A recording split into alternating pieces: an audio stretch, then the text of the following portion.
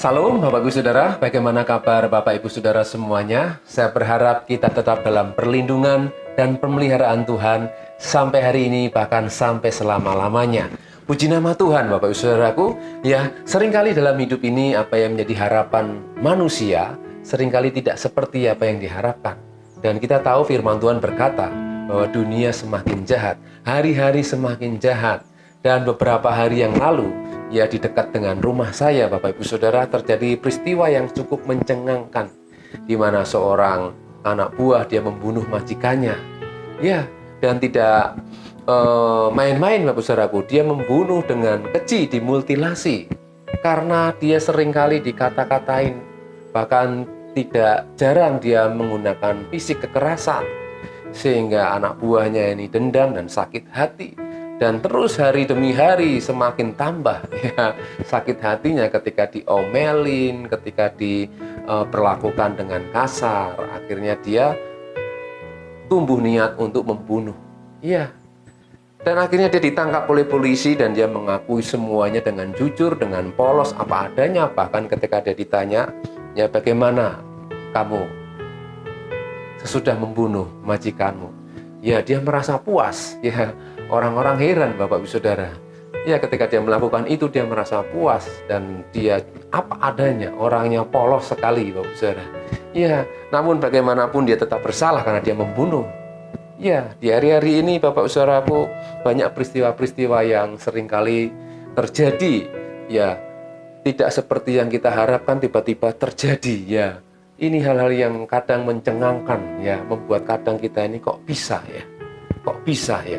Apalagi di akhir-akhir ini viral tentang seorang anak di Korea usia 2 tahun dia ditangkap dan dihukum seumur hidup karena kedapatan memiliki Alkitab yang mungkin dari kedua orang tuanya, yang membuat heran kenapa dia harus dihukum padahal mungkin dia tidak tahu apa-apa.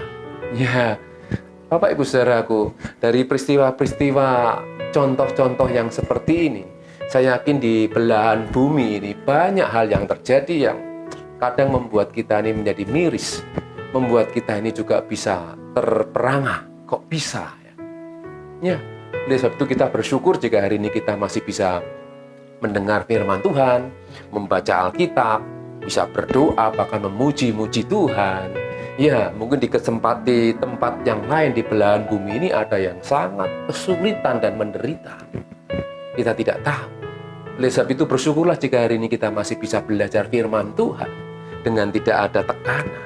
Walaupun di Indonesia masih ada orang-orang yang dihambat ketika mereka beribadah. Tapi bagi kita orang percaya, kita sadar betul bahwa hal itu pun Tuhan izinkan ya, untuk menunjukkan betapa kita sebagai orang-orang percaya itu diuji sejauh mana kita percaya kepada Tuhan. Ya, oleh sebab itu sekali lagi kita bersyukur hari ini bisa belajar firman Tuhan.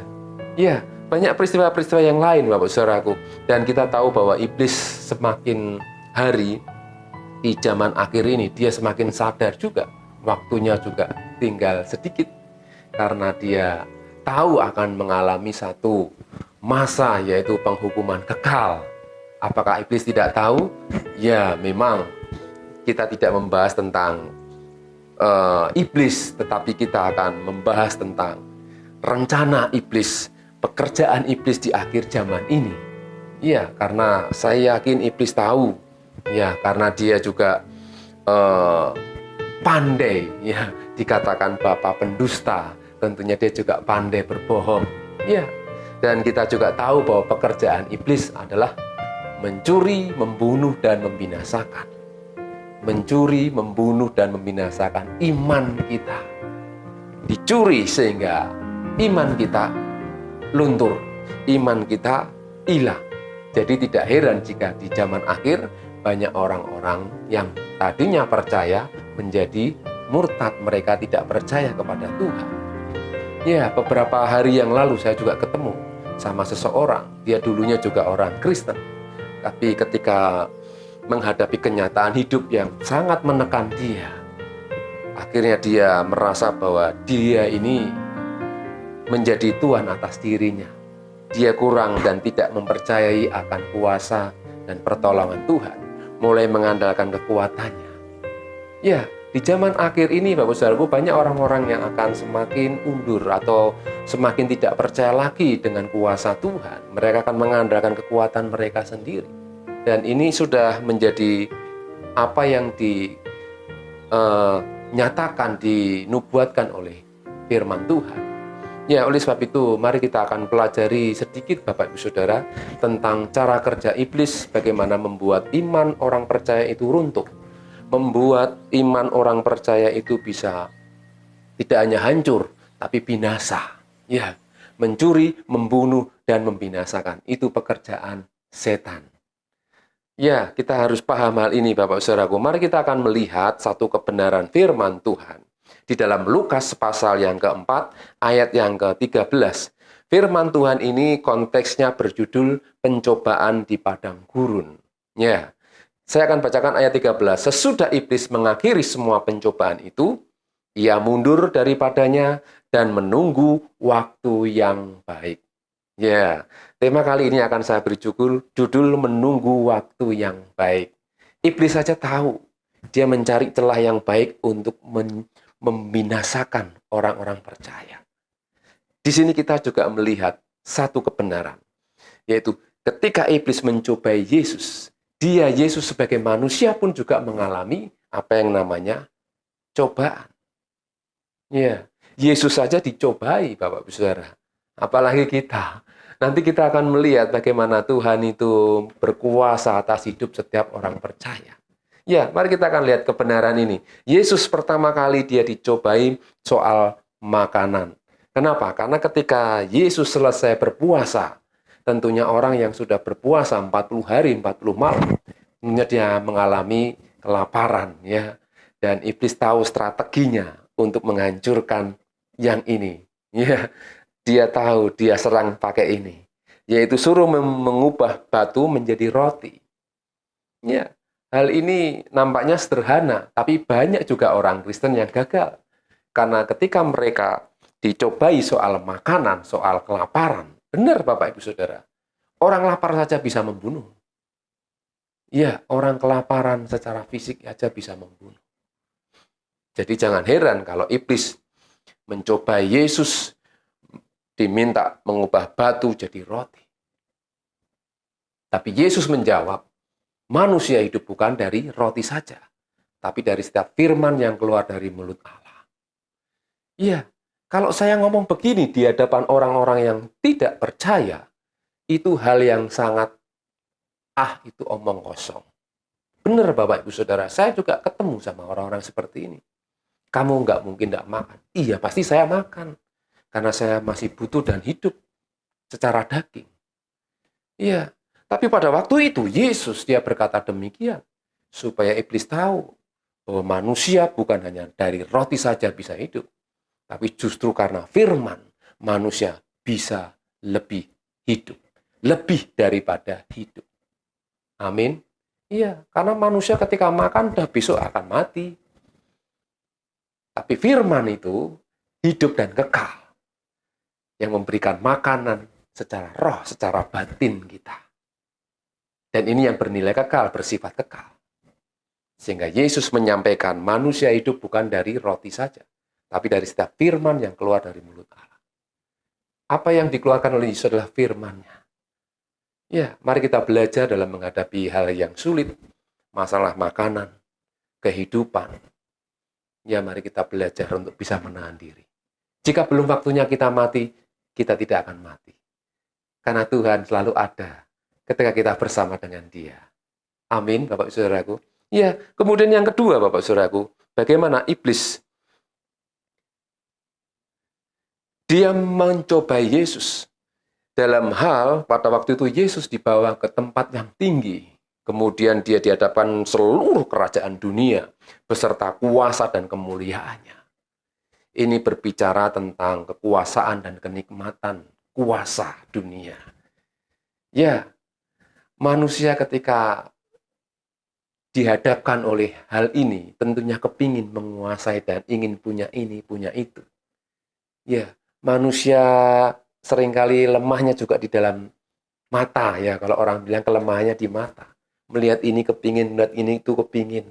Semuanya kalau bisa diambil begitu Bapak Ibu Saudara. Ya, iblis juga mencobai Yesus. Kalau kamu mau menyembah aku, semuanya itu akan kuberikan kepadamu. Tapi apa jawab Yesus?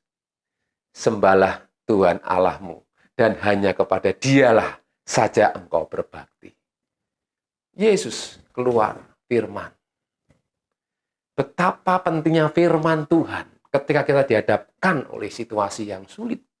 Suasana yang membuat kita ini tertekan. Ujian tantangan. Betapa pentingnya firman itu keluar dalam hati dan mulut kita. Bukankah firman Tuhan berkata, firman Tuhan itu adalah pedang roh untuk melawan setiap tipu muslihat iblis. Amin, Bapak Ibu Saudara. Ya. Jadi kekuasaan dunia, kita berdoa supaya bangsa ini dipimpin oleh orang-orang yang takut akan Tuhan. Yang tidak gila kekuasaan, gila hormat, dan lain sebagainya. Tapi orang yang betul-betul takut akan Tuhan, mengandalkan Tuhan, dan hanya memuliakan Tuhan. Ya, beberapa hari yang lalu saya datang di satu pertemuan BAMAK, ya, Badan Musyawarah Agama Nasional. Di situ seluruh wakil-wakil dari umat Tuhan, hamba-hamba Tuhan, mereka membahas bagaimana rancangan ke depan untuk bangsa ini. Kiprah Badan Musyawarah Agama Nasional. Ya, orang-orang Kristen tentunya pendeta-pendeta. Ya, mereka berkiprah dalam kehidupan berbangsa dan negara. Dan dibutuhkan kesatuan hati, dibutuhkan kerendahan hati untuk sepakat, ya, sehati apa yang Tuhan mau, ya, dikerjakan bersama. Ya, tidak gampang Bapak Ibu Saudara untuk sepakat bersehati. Karena banyak aliran denominasi itu harus satu, menjadi satu. Dan harapannya mereka bisa kompak dan untuk semuanya untuk kemuliaan nama Tuhan. Ya, di situ kita berdoa, ya, bersama-sama membangun bangsa ini. Bagaimana yang terbaik untuk bangsa ini. Dan ada juga Bapak Gubernur pada waktu itu, walaupun tidak bisa hadir, tapi dia bisa video call. Ya, Bapak Ibu Saudaraku, ini kita harus terus berdoa karena cobaan selalu ada. Kita minta pemimpin negeri ini menjadi memiliki hati yang takut akan Tuhan. Ya, Yesus dicobai, dia ditawari oleh iblis seluruh kerajaan dunia beserta kuasa dan kemuliaannya. Tapi dia diminta untuk menyembah iblis. Yesus, no, tidak mungkin. Ya, yang terakhir Yesus dicobai, dia dibawa ke hubungan bait Allah yang tinggi. Ya, dan dia diminta untuk menjatuhkan diri. Dan iblis berkata, "Wow, ini juga dengan firman juga loh saudara. Jika engkau jatuh, malaikat akan menatangmu sehingga kakimu tidak terantuk kepada batu." Ya, Yesus disuruh menjatuhkan diri, Bapak Saudaraku. Ini hal yang sangat konyol, Bapak Ibu Saudara. Ya, sehingga apa yang dilakukan oleh iblis ini sangat konyol sekali saya katakan. Kenapa, Bapak Ibu Saudara? Karena ya, manusia walaupun Yesus bisa, tapi Yesus tidak mau. Karena ini adalah melawan, mencobai Tuhan. Akhirnya Yesus berkata kepada iblis, "Janganlah kamu mencobai Tuhan Allah." Ya, ketika iblis sadar, semua yang sudah dilakukan, strategi-strategi, serangan-serangan jitu, tidak mempan. Akhirnya dia mundur. Dia tidak berhenti, Bapak Ibu Saudara. Dia mencari, menunggu waktu yang baik. Jadi iblis selalu ingin mencari waktu yang baik untuk menjatuhkan, untuk membinasakan, bahkan setiap orang-orang percaya. Kita harus selalu berjaga-jaga. Bagaimana kita tidak bisa mengalami kebinasaan. Kita mungkin pernah mengalami kegagalan. Kita pernah mengalami jatuh, Bapak Ibu Saudara. Tetapi Tuhan berjanji, kita tidak akan jatuh sampai tergeletak. Melainkan Tuhan mengangkat kita. Ketika kita memiliki hati, respon yang baik, apa yang Tuhan berikan, apa yang Tuhan tawarkan, kita melakukannya dengan sukacita. Dan kita memang harus kembali kepada Tuhan. Maka Tuhan akan memulihkan kehidupan kita. Amin, Bapak Ibu Saudara. Ya, tidak usah takut, tidak usah khawatir.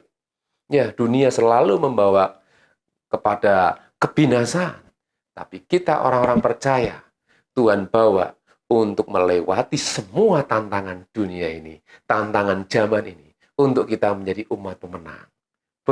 Bukankah Tuhan memanggil kita untuk menjadi umat pemenang? Amin, Bapak Saudara. Ya, luar biasa. Dari pengalaman yang Yesus alami sendiri, kita bisa melihat bahwa Yesus, dia berhasil untuk mengalahkan segala cobaan yang dilakukan oleh si iblis.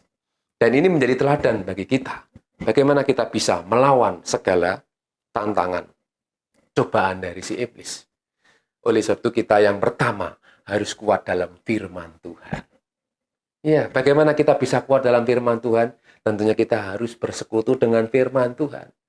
Ya, hari ini kita belajar firman Tuhan. Kita bersekutu dengan firman Tuhan yang membuat kita ini kuat, yang sanggup, yang menyanggupkan kita menghadapi kenyataan-kenyataan yang sulit.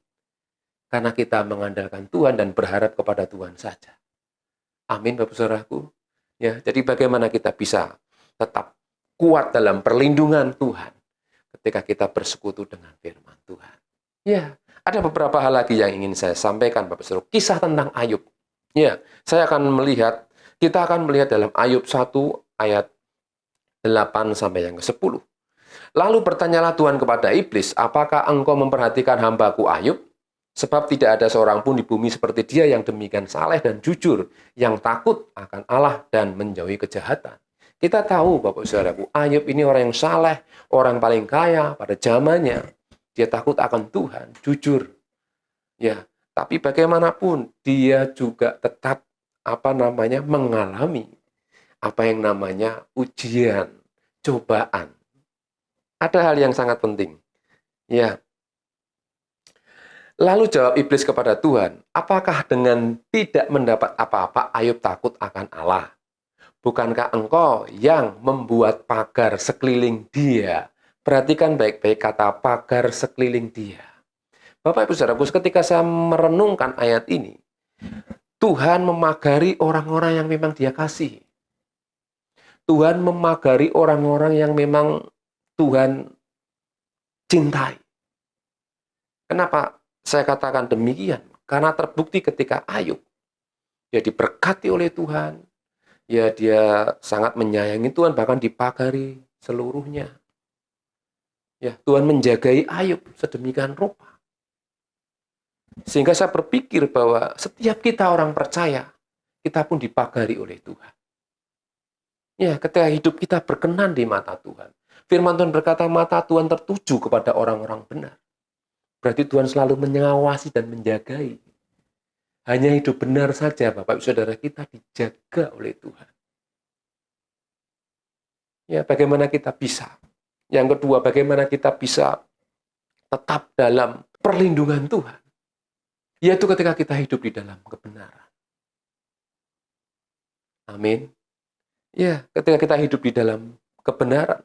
Bahkan selanjutnya dikatakan, bukankah engkau yang membuat pagar sekeliling dia dan rumahnya serta segala yang dimilikinya? Apa yang dikerjakannya telah kau berkati dan apa yang dimilikinya makin bertambah di negeri itu? Tetapi ulurkanlah tanganmu dan janganlah segala yang Tetapi ulurkanlah tanganmu dan jamahlah segala yang dipunyainya. Ia pasti mengutuki engkau di hadapanmu. Ya, Bapak Ibu Saudara, saya yakin Tuhan lebih mengenal siapa Ayub daripada iblis. Karena iblis berpikir ketika Tuhan ya mengangkat pagarnya dan iblis menggocoh si Ayub, dia berpikir Ayub akan mengutuki Tuhan. Namun kenyataan Ayub tidak bersalah ya dalam ucapannya kepada Tuhan. Namun dia sempat juga mengutuki hari kelahirannya. Karena sudah ibaratnya orang bilang mentok. Sak kuat-kuate menungso, sak kuat-kuate manusia. Ya, Ayub 3 ayat 1. Sesudah itu Ayub membuka mulutnya dan mengutuki hari kelahirannya. Lebih baik aku nih rak lahir daripada koyong ini. Pernah Bapak Ibu Saudaraku mengalami masa-masa seperti ini? Daripada seperti ini ya Tuhan, mendingan aku ndak usah dilahirkan, orang metu. Bapak Ibu Saudara, hal-hal seperti ini seringkali kita mengalami. Yo kok koyong ini toh, yo. Ya, ini dialami oleh Ayub. Tapi luar biasanya, Tuhan masih menjaga hati Ayub. Kenapa saya katakan Tuhan menjaga hati Ayub? Karena Tuhan tahu bahwa Ayub lebih mengasihi Tuhan. Dan Tuhan juga berikan dia kekuatan. Sehingga ketika iblis diizinkan mencobai Ayub, harta boleh hilang, anak-anak boleh mati, istri boleh mungkin meninggalkan, tubuh boleh sakit. Ayub sampai menggosoknya dengan beling saking gatalnya mungkin Bapak Ibu Saudara. Tubuh mungkin bisa sangat menderita. Tapi jiwa Ayub tetap dalam perlindungan Tuhan. Jiwanya Ayub tetap dalam pagarnya Tuhan. Karena iblis tidak bisa menggocoh sampai kedalaman jiwa. Karena Tuhan masih jagai. Jadi hari ini Bapak Ibu Saudara, jika kita mengalami apapun, jika mungkin Tuhan izinkan tubuh kita ini untuk mengalami ya hal-hal yang tidak kita harapkan, Tuhan masih memelihara jiwa kita. Amin. Karena jiwa kita ini sangat berharga di mata Tuhan. Amin Bapak Ibu Saudaraku. Oleh sebab itu, dari kisah Ayub ini kita bisa belajar. Apapun yang kita alami, apapun yang kita saat ini sedang hadapi, percayalah Tuhan mengasihi kita. Ya, mungkin kita tidak seperti orang-orang di Korea Utara, ya, 700.000 orang percaya, ya, kalau tidak salah Bapak Ibu Saudara, yang mereka dimasukkan penjara karena percaya Yesus menjadi orang Kristen. Mereka mengalami tekanan dan aniaya. Ya, kita mungkin belum seperti orang-orang yang harus dihukum gantung. Ya, kita mungkin masih mengalami ujian yang tidak berat secara daging, kita mungkin belum mencucurkan darah. Kita harus bersyukur sampai hari ini. Kita harus bersyukur kepada Tuhan masih memberikan kesempatan untuk kita masih bisa menyembah Tuhan, mengucap syukur, menikmati yang baik. Mungkin kita tidak mengalami sakit penyakit yang parah. Ya, kita harus bersyukur Bapak Ibu Saudara. Oleh sebab itu, sekali lagi, dua hal yang harus kita ingat. Ya, jika Yesus memberikan teladan, ketika iblis mencobai, Yesus selalu berkata firman. Ini menjadi teladan bagi kita. Ketika kita menghadapi masalah, masa-masa yang sukar, firman yang kita terima sampai hari ini, itu akan menjadikan senjata bagi kita, kekuatan bagi kita, untuk kita bisa bertahan dari cobaan si iblis. Amin, Bapak Saudaraku. Dan yang kedua, bagaimana kita bisa tetap dalam perlindungan Tuhan. Ketika kita hidup dalam kebenaran. Seperti Ayub, dia tidak pernah menyalahkan Tuhan. Dia hanya mengutuki hari kelahirannya, kenapa aku harus lahir. Tapi dia tidak pernah mengutuki Tuhan. Walaupun istrinya berkata, kutukilah Allahmu. Tapi dia tidak. Mari kita menjaga hati kita. Bahkan mulut kita untuk berkata-kata mengutuki Tuhan. Ya. Dijauhkan semuanya itu dalam hidup kita. Ya, mari kita tetap hidup dalam kebenaran. Karena Tuhan melihat kebenaran dalam hidup kita. Dalam hati kita. Ya, dan Tuhan menjaga kita. Dan dia sanggup memulihkan hidup kita.